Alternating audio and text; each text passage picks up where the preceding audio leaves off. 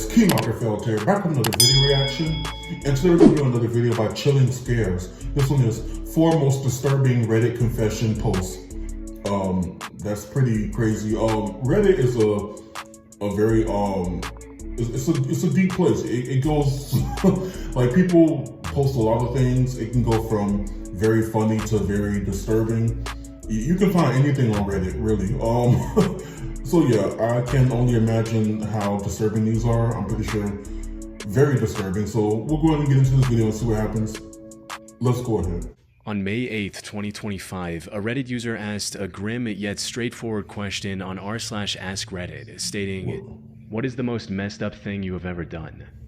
Initially, replies to this were filled with either obvious jokes or relatively tame confessions involving relationship drama.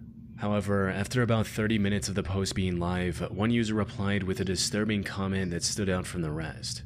It read, "I ran over a woman and her child in California in '96. I don't remember the specific city, but I'll never forget it was the intersection between Vanowin Street and Louis Avenue. I think the mom died, but I don't remember what happened to the kid. I got away scot-free, and I'm only telling this because the statute of limitations already passed."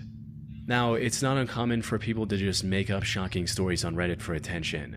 And at first this didn't look any different, until another user did some digging and discovered an LA Times article from July of 1996 about what seemed like the same incident mentioned in the comment. Wow. That article, along with others from the time, not only confirmed the OP's claims, but also revealed the horrifying details of what actually happened that day.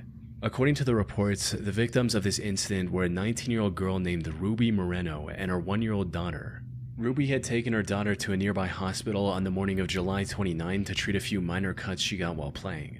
She stopped at a relative's house on Vanowin Street on her way back and was about to return home at around 10 p.m. But as she was attempting to get into her car on the driver's side, she heard a loud screeching noise from behind. She looked back and saw a car barreling towards her at 100 miles per hour. According to other witnesses, this car had swerved to avoid hitting a van just seconds earlier, causing it to lose control. Seeing this, Ruby panicked and started running from the speeding car with her daughter still in her arms. Unfortunately, luck wasn't on her side that day. Before she could reach the sidewalk, she tripped into the street and was struck by the car moments later. The impact sent her flying over a parked car and onto the roof of another. The baby was also tossed several feet into the air before falling on the asphalt. Miraculously, the baby didn't receive any lethal injuries and was able to survive without any lasting damage to her body. Ruby, however, wasn't as fortunate. She was rushed to the hospital but succumbed to her injuries the same night. As for the driver that hit her, witnesses reported him trying to flee the scene, hitting another parked car and then a curb before successfully getting away. And from everything I could find, the perpetrator was never identified or arrested. So, if this Reddit user was telling the truth, there's a real chance he was the driver behind the brutal hit and run nearly 3 decades ago. There should be no statute of limitations on a hit and run. Intoxicated due to the way he behaved. There should never be a statute of limitations on that. The user admitted that this was the case. Were you drunk at the time, as the article says, or were they wrong about that? Inebriated, sure. More high than drunk. I was on a lot of junk back there. But the most disturbing part of his confession was just how cold and remorseless he seemed about the entire incident. Why no sympathy? Was this on purpose? No, but it's been so long. It's like a whisper of a memory.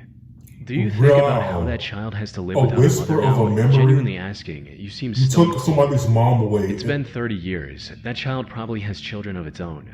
I seem stone cold because I've already been through all the stages of emotions. I've justified myself, I rotted with guilt, I've had sleepless nights. I'm an old man now. Who cares? You're not the victim. I can't change what I did.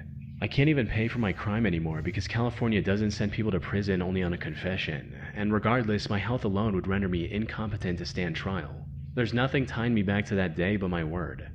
Which brings us to the big question, was the OP actually telling the truth? If that's true. Unfortunately, the answer to this is a bit more complicated than it initially seems. For starters, his story does match an actual incident that happened back in 1996, right down to the exact intersection he mentioned in his confession. He also added several details that didn't seem made up, and even gave a reason for why he was finally willing to confess now, because the statute of limitations had long expired. That said, there also seems to be some potential inconsistencies. Some reports claim the driver was with another passenger, and that they actually fled on foot. However, the OP not only didn't mention any passenger, but also claimed that he still had the car. He even cited its damaged condition as the reason he became aware of the accident, writing, "What was your reaction to what happened? I was too hopped up on various types of drugs to notice. It was only the day after when I saw the dried blood on my bumper." This could point to the possibility that the OP wasn't behind Ruby's accident at all. He maybe stumbled upon the 1996 article online, memorized key details like the year and the street name to make it seem real, and then fabricated the rest of the story as users pressed him with more questions, all just to get some attention on the internet. But at the end of the day, we don't know. Although if he was telling the truth, several users have already alerted California authorities of his comments. Well, there's nothing they can do now. In May of 2012, a Reddit user asked others to share a secret which, if came out, could ruin their lives. And while this post received over 44,000 comments in total, one chilling confession stood out above the rest. About 9 hours after the original post went up, a user replied with a haunting story of his own, reading, "I accidentally killed 7 people. I put a rag into a new water heater exhaust to keep debris out and installed it in a rental. I get a call a week later, there's been an accident. I show up and there's a ton of EMS and police. They ask me where the gas shutoff is, and I go down to shut the gas off and see the end of the rag I forgot sticking out of the top of the heater. Rip the rag out, shut the gas off, and headed upstairs, only to be told all the tenants were dead. I drink all day now and sleep. It's killing me from the inside every single day, but if I say anything, my family is ruined. We have a bunch of rental properties." So you're trying to save yourself, just like the last guy. guy. The attention of thousands of other users who wanted more details on what exactly Y'all happened. some assholes. Unfortunately for them, the account that posted this was a throwaway, and the OP didn't post a single comment after that, possibly to avoid incriminating himself any further. But when users didn't get the answers they were looking for from the OP, they began looking outward, and it didn't take long for someone to track down the news article talking about the tragic accident.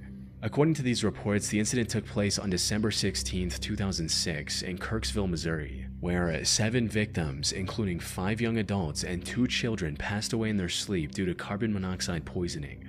However, while this part matched what the OP said in his comment, the conclusion the investigators reached was completely different. In his report, the police chief spearheading the investigation stated that the heating system was functioning properly and was not the source of any problem. Instead, one of the victims' vans was left running in the closed garage. This generated a lot of carbon monoxide throughout the night, which slowly filled up the apartment and eventually ended up taking the person's life. So, did the OP really get away with killing 7 innocent people because of his gross negligence? Sadly, the answer is not as clear-cut as many would hope. There are multiple possibilities, and any one of them could be true. For instance, if we assume that OP was telling the truth from his perspective, it's completely possible that the accident did have nothing to do with the heating system. But since the OP saw the rag stuck in the heater, he assumed it was his fault and has been blaming himself ever since. On the other hand, there's also a chance that everything unfolded exactly as the investigation concluded. OP just took this real accident and made up the story about him forgetting the rag for attention on Reddit. This would also explain why the police would let him casually walk into a potential crime scene without any supervision. We can even take this a step further and assume that the OP wasn't even the landlord and just read about the incident online. That all said, it's still completely possible this story is legit and that the rag was the cause of the deaths, or perhaps a combination of the van and the rag. The OP hasn't posted any new updates on his throwaway account in the last 13 years, so whatever the truth is, we may never know for sure. On May 2nd, 2017, users on the Canada News subreddit came across a lengthy post titled, "Wanted for Kitchener Murder, My Side." This was a reference to a horrific murder that took place in Kitchener, Canada just a few days earlier. And to everyone's shock, this post was written by the prime suspect, Ager Hussein. He was still on the run but wanted to tell the internet what exactly happened on the night of the incident. However, what seemed like a desperate attempt to share his side of the story would later turn out to be a part of his plan to evade the consequences for his actions. Though the events that led up to this started 15 months earlier in February of 2016, when 21-year-old Ager Hussein met 21-year-old Melinda Vasilier in Kitchener. The two quickly became infatuated with one another and began dating just weeks after their first encounter. However, while things went quite well for the first year or so, the two eventually started bickering and fighting with each other. This resulted in the two breaking up in April 2017 via text, and that's when things took a turn for the worst. Not long after their breakup, Ager attempted to break into Melinda's home through her patio, but was spotted by her friend Anna and her boyfriend. They also called the police on him, forcing him to leave Melinda alone. However, he kept texting her even after this incident, asking to meet her at least one last time. She eventually agreed and invited him to her home. I can't stand people who stalk through other and end the people. relationship on respectful terms. You're taking away They their decided peace of to meet on the mind, night of like April forever. 27th, but when the time came, Adrian didn't show up. Melinda had asked her friend and sister to stay with her at home while Adrian was visiting. However, since Adrian was a no-show, she gave them the go-ahead to carry on with their night, and the two left. They returned shortly after midnight, and to their surprise discovered that Adrian had shown up while they were gone and was now in Melinda's room with her. The girls confirmed Melinda's safety before heading off again to get food. This trip took barely 30 minutes, but by the time they came back, things had somehow spiraled into a complete nightmare. The apartment was in complete disarray and there was no sign of Adrian anywhere. And as they stepped further into the apartment, they found Melinda lying face down on the kitchen floor in a pool of blood with her body covered in dozens of wounds. Oh my God. They rushed in to Why check did they leave her and there? tragically, it was already too late. Melinda had no pulse. After composing themselves, they contacted the police Why and didn't told she them go with everything they them? knew, sparking a nationwide manhunt for Adrian. However, despite days of searching, the investigators were unable to find anything about his current whereabouts. That is, until a post from Adrian himself popped up on Reddit explaining everything that happened from his perspective. He opened his monologue by going over the history of his and Melinda's relationship, how they were perfect together, and that he was even planning on proposing to her Who before everything cares? fell apart. After spending a bit more time going over the timeline Are of the you relationship, serious? he moved on to Who talking about the cares? day of the incident. And according to him, this is what happened after Melinda's friend and sister checked up on them. We continued to talk and finally decided it was worth it to try one more time. Anna and her other friend left the house to grab food. We both let everything out and our relationship was back on track. As I'm getting ready to leave, she asked me if I had done anything with any other girls while we were on a break or any time we were on a break. I told her we needed to be honest and said yes and told her about it. She started freaking out, wouldn't say a word, just kept slapping me with tears in her eyes. Slaps turned into hits. I told her I was sorry, but if she didn't stop, I'd do something back. She didn't You stop. could have just I left. then stupidly pushed her, harder than I expected. She fell against the sink. This was the first time I ever did something physically violent towards her. I told her I was sorry. She said, leave now. I began saying sorry even more and asked if I could get a hug. She was still Can crying. you just I go up to her to leave? try and give her a hug. Almost out of nowhere, she grabs a knife by the sink. Initially, I thought she was just going to hold it to try and tell me to leave. She doesn't. She comes at me full force, aiming towards my face. I tell her to stop. She doesn't. I tried grabbing the knife but ended up cutting my hands. After a few cuts, I lost it. I freaked out. I was scared and in a state of shock. Never in 100 years did I think she would use a knife against me. Out of shock and fear, I grab one. I hit her with it, almost blindly. Leave! I didn't know what What? happened. I was confused, shocked, and scared. I had no intentions of that happening. When I left, I honestly thought she just passed out. Then I looked at the blood and started freaking out and just ran. I didn't know for sure she had died until the next day. I honestly had no intention of ever doing that to her. I was protecting myself. Shut the hell up. From there, Shut he up. went on to talk about the amount of regret and sadness he was You feeling. had for so what many happened chances to Melinda. go. He also expressed his shock over the news calling this a targeted attack. Now, on their own, these look like the words of a man desperately trying to clear his name after an accident. Well, he When didn't in clear reality, anything. Every word in this post was carefully selected by Adrian to make himself look as innocent as possible. For instance, he claimed that Melinda often slapped and hit him near the beginning of his story, so that it doesn't seem suspicious when he mentions it later. When, according to people who knew her, Melinda was extremely sweet and had no violent tendencies. Adrian also downplayed the break-in attempt, claiming he merely visited her house to talk, and even left out the part about Melinda getting a restraining order against him following that incident. He also mentioned that he swung his knife just a few times in self-defense, when in reality, autopsy results showed a staggering 47 Oh different wounds my- on her body. Luckily, by this point, the police knew that he crossed the border a few hours later and was 47. now hiding in the US. That's And no while it did mistake. take them a few weeks to pinpoint his location, they were eventually able to arrest and charge him with the murder of his once girlfriend. Further investigation also revealed other twisted methods he tried to seem more innocent, like sending a message to Melinda saying, "Nice seeing you tonight, glad we worked things out.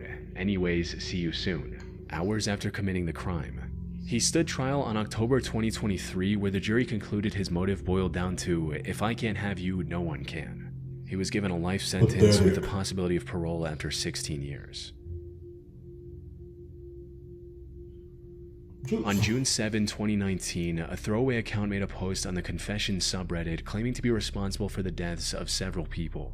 The post opened with the OP talking about his life goal 4 years ago, how he didn't get stuck in a 9-to-5 cycle. He really So thought he that came up story with a was different going to help business him model, out. selling substances. No. However, this really didn't work out as well as he'd hoped. He hated meeting people in person and was constantly afraid of someone finding out who he was and where he lived. But then he learned about a popular marketplace for illicit substances on the dark web and started using that to conduct business.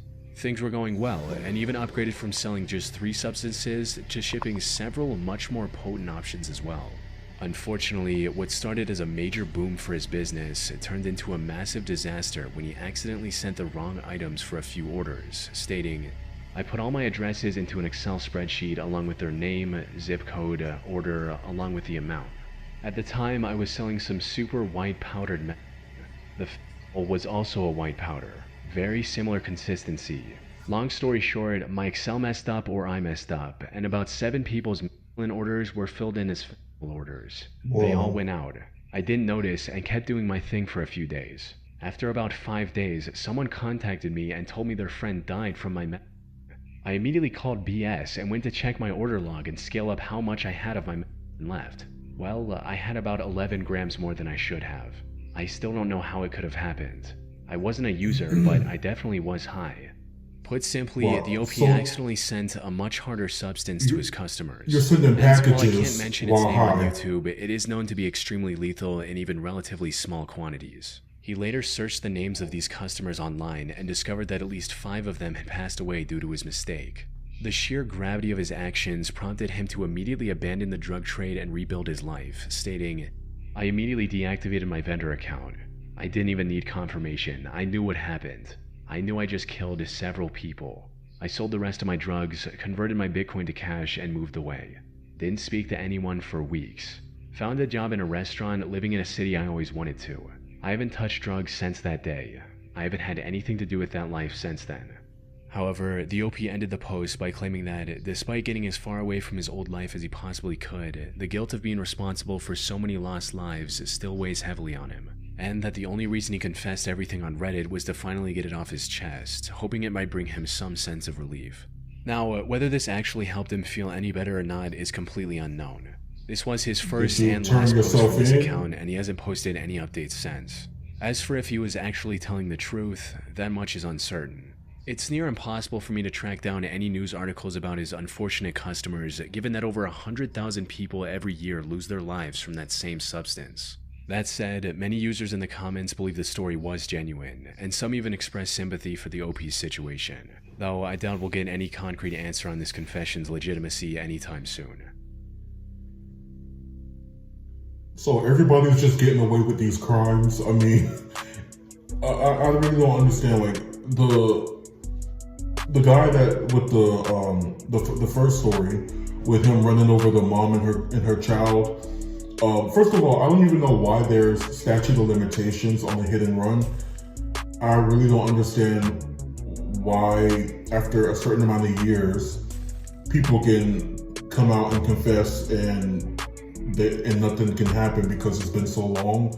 That should never be the case with a hit and run or any type of murder or anything like that, or assault cases. It should go on forever. If it's ever found out that somebody did something, they should have to go to jail for it, no matter how old they are. Like it doesn't matter when it's found out. If you're busted, you go to jail.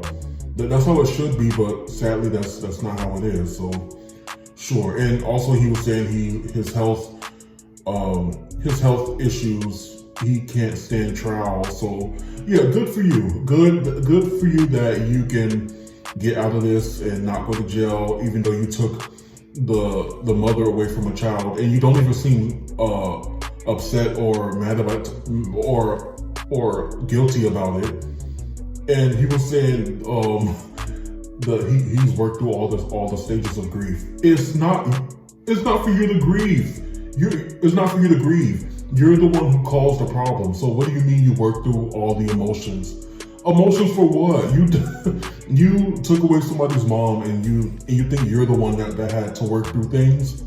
What are we talking about? So just disgusting. And then the last story with the guy who was selling the F drug, which rhymes with pentanol. So I guess that's what he mixed up the math with. So he switched those and caused people to lose their life. So, and he's never been to jail.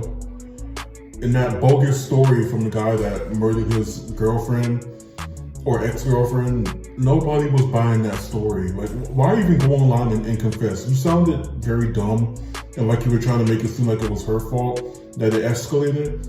Which, if you're stabbing somebody 47 times, that's not an accident. That's not any type of mistake. That's not passionate. That's not like, what are you talking about?